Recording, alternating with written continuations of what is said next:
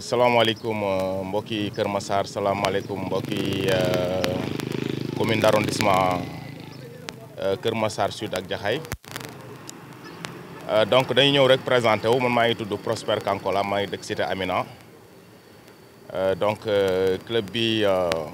on l'a créé uniquement dans le but de faire du sport quand même donc avec l'ensemble au fait des habitants de Kër Massar. Donc, et on n'exclut personne. Hein? Donc, et on invite déjà les Kër Massarois de faire du sport et de participer au fait dans ces clubs de randonnée. C'est important. Donc, non seulement c'est bon pour la santé, mais aussi ça raffermit au fait les liaisons entre les citoyens. Et ça, c'est important. Donc, nous demandons vraiment à tous les habitants de Kër Massar d'y participer. C'est important.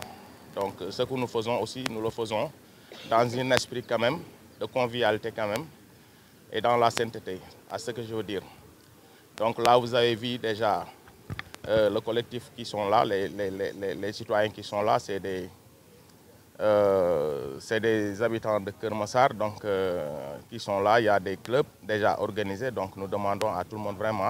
de venir nous trouver. Donc il y a le siège qui est là, il y a des sièges aussi qui sont là. Donc celui qui veut par exemple, vous pouvez prendre les contacts et là vous allez nous rejoindre. Donc voilà, au fait, en grosso modo, ce que je voulais dire. Voilà, donc ma jël ko tuuti ci wolof quand même donc di wax rek ne maa ngi tudd Prosper dëkk Kër Massar dëkk Cité Amina donc club bi ngeen gis tey club yi mi ngi ci biir Kër Massar donc nuy wax waa Kër Massar yëpp nanu fexe fédéré seen i bopp ba pare ut seen i club ba pare def benn club boo xamante ni mag la boo xam ne day représenté non seulement Kër Massar mais en même temps commune d'arrondissement bi nga xamante ni ñun ci la ñu féetewoo. Donc ñuy wax nit ñi ne sport baax na santé rek lay mën a jur ci nit te lu am solo la ci doomu aadama donc nag di wax itam lii ñu gis nii ñu def ko jàmm kese la donc jàmm la donc vraiment lu am solo la ñuy wax nag vraiment nit ñi nañu ñëw participer ci sport bi ndax lépp loo gis rek ci benn lay tàmbalee dégg nga donc bëgg nañu vraiment aussi représenter commune de Kër Massar ci bépp loo xamante ne rek sport la. waaw lépp loo xam ne daal dafay dem dégg nga maam ci wàllu sport ak wàllu wér-gu-yaram donc ñuy invité ñëpp daal ñu ñëw participer fekk si nit ñi voilà contact yi am na fi nag xam naa am ni peut-être bon ci vidéo bi ni ngeen gis peut-être en bas ñu jàllale dégg nga maam numéro yi téléphone yi donc yoo xamante ne ngeen mën a am possibilité contacter ñi nga xamante ni ñoom ñoo yor commune d'arrondissement bi ñoo yor club yi donc ñii nga gis ni tey ñoom ñoo fi taxaw donc représenté daanaka Kër Massar bi yëpp ci li ma mën a wax mais ci cadre sport donc lii laa ci bëggoon vraiment apporter donc vraiment leeral ko pour que Kër Massar ñëpp jot ni lu mel ni am na fi te mu ngi fiy xew donc vraiment maa ngi gërëm ñëpp di sant ñëpp wasalaam. waaw. asalaamaaleykum maa ngi nuyuwaat ñëpp macha allah suñu chéri yi di nuyuwaat sama xarit yi macha allah di ne kontaan nañ ci ñëpp vraiment lii dafa baax parce que dalay dimbali man la Awa Fall. dëkk Cité Asegna waaw lii moom kontaan nañ ci xanaa que yéex a commencé rek waaye vraiment yal nañu yàlla fa cat daal waaw kontaan nañ ci trop ñu ngi nuyuwaat ñëpp di ziyaaraat ñëpp wax ji nag du bari parce que dama sonn merci beaucoup waaw maa ngi waajal dox bi foo leen ma yóbbu ma dem waaw merci. bismillaahi rahmaani rahiim allahumma salli ala sayyidina Muhammadin wa sallim waaw man la Ndongo Diop unité 15. maa leen di nuyu di leen ziar di ñaan li nga xamante ni commencé nañ ko tey yàlla defal ñu ba lépp luñ ci am mu doon lu koy suñu njor initiateurs yi bon ñu ngi leen di gërëm di leen sant ndax vraiment sport tey loo xamante ni ku la ci woo rek dimbali la ci sa wér-gu-yaram alors ñu jéem a seet lu ñuy gën a taxawee rek ba ñi nga xamante ni ñëwuñu tey bu beneen ñu ñëw waaw comme ni ñu koy waxee rek. Tout début est difficile waaw du yomb daal mais nag à force de travailler vraiment daan ma dem ba àgg foo xamante ni foo leen bëgg a àgg ñu ngi leen di remercier baax di remercier le président ak ñi nga xam ne ñoom la àndal ñëpp macha allah jërëjëf yal na yàlla defal jàmm merci. salaamaaleykum mbooloo mi maa ngi tudd Mamadou Ba bokk ci club bu randonnée bu pédestre bu Jaxaay bu ñu créé récemment di invité suñuy. di nekk suñu premier lancement suñuy activité à partir d'aujourd'hui parce que bi ñu ko créé ba léegi bon on n'a pas eu le temps de faire un lancement tey mooy premier lancement ñu invité si suñuy naataangoo yi dëkk fii si suñu commune ñu ngi nekk si d'abord si commune Jaxaay mu ngi boole arrondissement Jaxaay mu ngi boole commune Jaxaay ak commune Kër Massar Sud mooy ñi nekk en bleu ak bleu blanc ñoo xam ne ñu ñëw ànd ak ñun donc ñoom ñu ancien lañu ñu ñëw bëgg a adhérer ñu def benn espèce de confédération waa di jërëjëf lu ñëpp jërë ngeen jëf merci bien. Bonjour l'assistance. Je disais plutôt bonjour à mes chers en tout cas randonneurs qui sont très beaux habillés là ce matin avec l'effigie de la Sénélec. L'énergie est là kon. Je dis que l'énergie est là. En tout cas, c'est un moment très solennel, un moment très important, un moment qui, en tout cas, qui apporte la santé. Parce que quand on parle de randonnée, c'est un élément qui appartient à la médecine. Aujourd'hui, nous avons vu que toutes les personnes du premier âge, du troisième âge plutôt, sont confrontées à des problèmes d'articulation, de santé. Et la randonnée vient en appoint pour, en tout cas, solutionner certains problèmes de santé. Aujourd'hui, nous sommes réunis à Jaxaay, dans la commune de Jaxaay Parcelles, pour en tout cas magnifier ce comité, ce club qui est mis en place. Un club qui est en tout cas dont le leader est Ablaye Ba, qui est un élément fondamental même dans la commune de Jaxaay Parcelles. Partout où il y a un intérêt général, M. Ba est le premier en tête.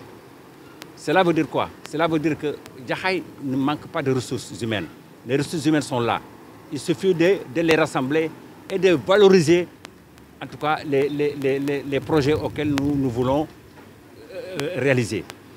Ce club-là va nous permettre encore de raffermir les liens, mais aussi de tisser d'autres relations, des relations au-delà de ces randonnées, mais des relations professionnelles qui apporteront certainement chacun dans sa profession, dans sa spécialité, pour apporter en tout cas à ce club-là de randonnées une importance capitale. Pour vous dire, je suis très satisfait, très honoré en tout cas de procéder à ce lancement, vu quand même aujourd'hui le Sénégal dans sa globalité, la santé est fragilisée. La santé est fragilisée et nous devons tous nous mettre autour d'un idéal. L'idéal, c'est de combattre toutes les maladies telles que la tension, la diabète, qui la randonnée peut en certain moment venir régler.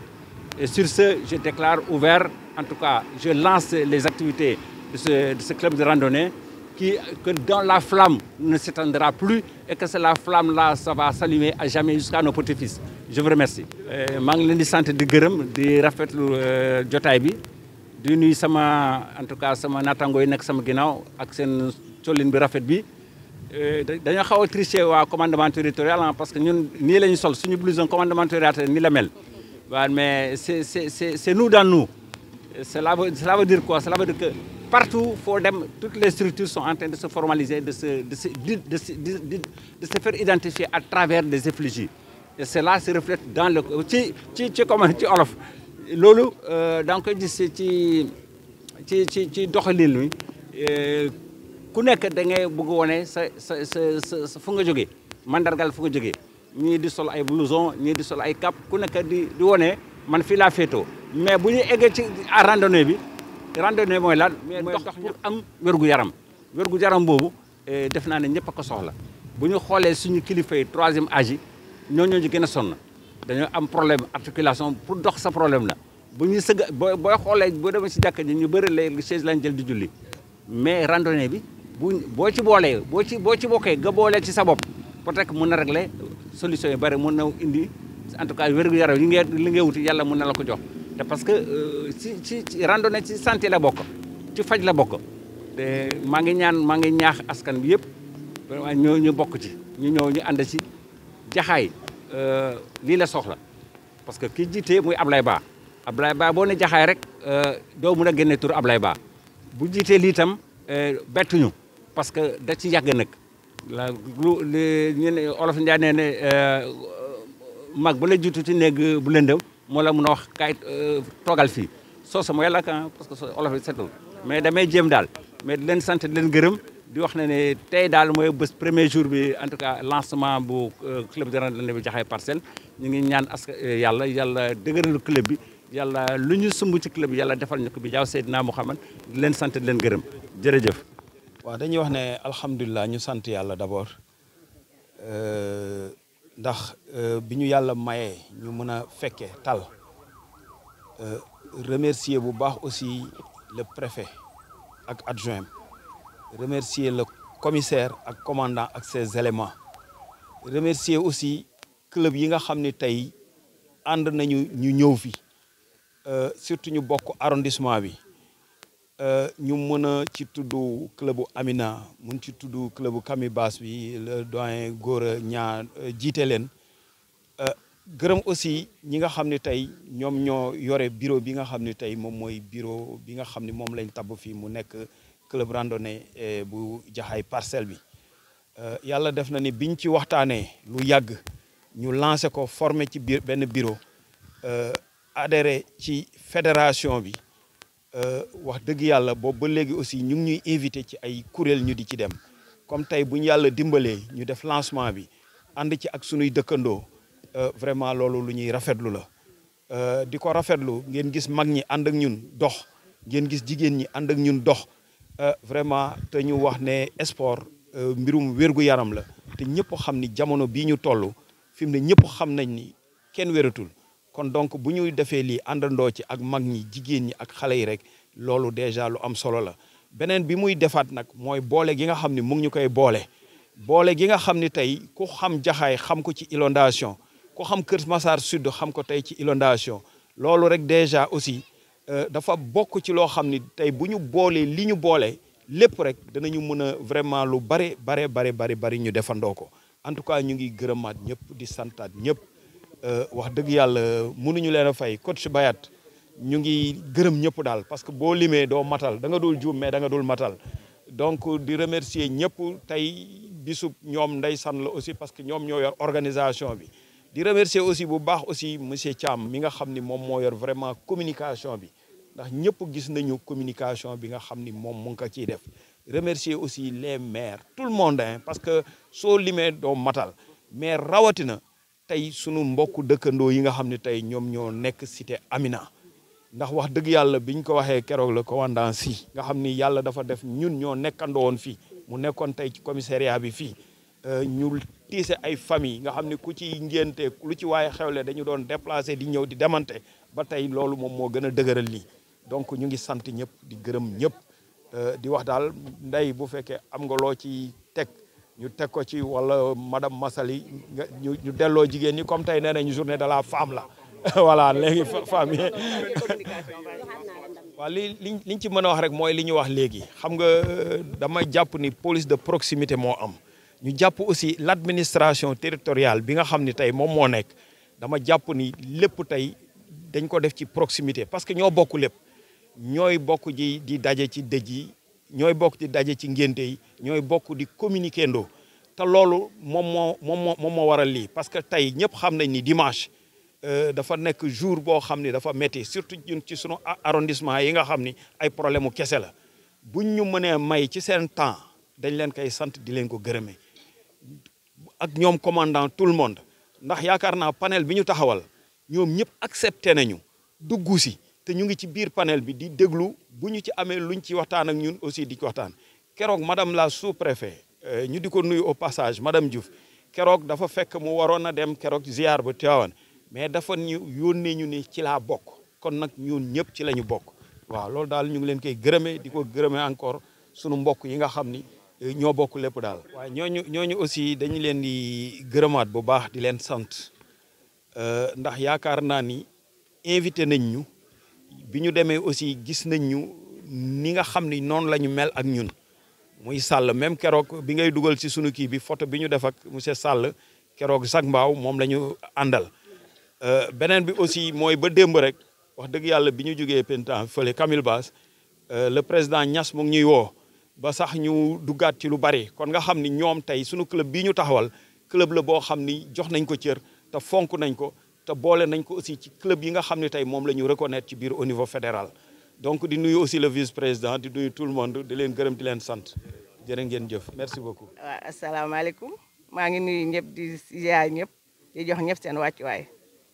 di gërëm surtout jigéen ñi suñu mbokk jigéen ñi laay gërëm di leen ñaax ñu ñëw bokk ci lii parce que lii dafa bokk ci wér-gu-yaram ku xam sport rek xam sport ak wér-gu-yaram man li may wax daal mooy di ñaax suñu mbokk jigéen ñi buñ fi jógee daal dinañ def tout ndax bépp jigéen bu fi nekk da nga mën cee bokk ñi ñaan yàlla defal ñu jàmm dugg nañ ci ak bisimilahi rahmaani rahim nañ ko yeggale ak alhamdulilahi rabbil alamin di sant ñëpp di gërëm ñëpp di jox ñëpp seen wàccuwaay maa ngi leen di jaajëfal prochaine at waa su neexee yàlla moom kay fu mu ne nii macha allah ca kaw ca kanam rek waaw tout le temps incha allahu rabi te dinañ ñaax suñu mbokk jigéen yi gën a ñëw ñu ngi nuyu ñëpp di ziar ñëpp di nuyu acteurs yi nekk commune Jaxaay Parcelles yëpp di ziar ñëpp merci beaucoup. asalaamaaleykum wa rahmatullah ñun de jàppoon nañ sax amuñu fi kàddu comme ni ñu ko waxee rek les retardataires les absents ont toujours tort mais du suñ coobare parce que activité en fait kalawuñu koon suñu agenda mais dañu jaayante woon jox président suñu kàddu ne ko dañu def tout ñëw yàlla def nañ dañ jëloon engagement ay liggéey yoo xam ne dañ ko waroon def waroon ko livrer tey ñu ngi pare 3 heures du matin jóg fajar tëdd voilà mu ñu war julli fajar mu ñaan jóg loolu moo waral suñu retard bi mais ñu ngi siy jégalu ñëpp amaan na tey ñun ñoo fi waroon njëkk ñëpp di rafetlu initiative yu mel nii donc gox bu nekk da koy soxla sport au-delà de lu muy def ci wér-gu-yaram nit dafa am benn aspect social boo xam ne doomu aadama yi dañ koy négliger mooy sport dafay fédéré sport day tax nit ñi gën a xamante nit ñi miinante di weccoo xalaat donc sport dafa bokk day nekk vecteur de développement ak yeneen même sur le plan culturel sport dafa am rôle bu mu ciy joué lu bari sur le plan de l'économie sur le plan des relations humaines donc loolu yëpp dafa nekk loo xam ne tey lu mel nii su amee day baax ñu koy fàttaliku nit ñi waaw soo weesoo loolu nag bokk na ci loo xam ne da koy def mooy ci wér-gu-yaram doomu aadama loolu defe naa kenn du ko naatable c'est pas pour rien nag yu mel nii ay mag di fi jiitu parce que ñoom dañoo yàgg àdduna ñu war a mun tette nit ñi ci loo xam ne xëy na ndaw yi dañ koy umpale donc ñuy ñaax ndaw yi suñu classe gi ak ñoo xam ne ñooñu gën a féete ndaw lu mel ni saañ ko woowee ñu gën a teew donc loolu la ñax di remercier président di remercier aussi Thiam di leen sant di leen gërëm jërëjëf salaamaaleykum wa rahmatullah. salaamaaleykum di nuyuwaat mbooloo mi fi taxaw rek donc di remercier suñu monsieur Ba suñu doyen bi comme niñ ko waxee sànq on a remercié pratiquement les autorités on a aussi remercié aussi la police donc c'est eux qui nous ont accompagnés durant toutes ces randonnées donc on les remercie quand même. Et en même temps aussi de remercier samay dëkkandoo ñi nga xamante ni ñoom ñooy club randonnée cité Amina et environ donc club la bu ñu créé yàggul et que ñu ngi dëkk aussi avec un haut responsable quand même de la police monsieur Sy donc boo xam ni ñun ñoo dëkk et que bi mu ñu waxee situation wu que am nañu benn club bu nekk fi boo xam ne mën nañ ci adhérer ñëw ànd ak ñoom donc aussi loolu lu ñu rafetlu la donc moo tax ñu ñëw vraiment xool participer et ce qu'on a constaté aussi vraiment y a que du bon hein y a absolument rien à regretter et on espère quand même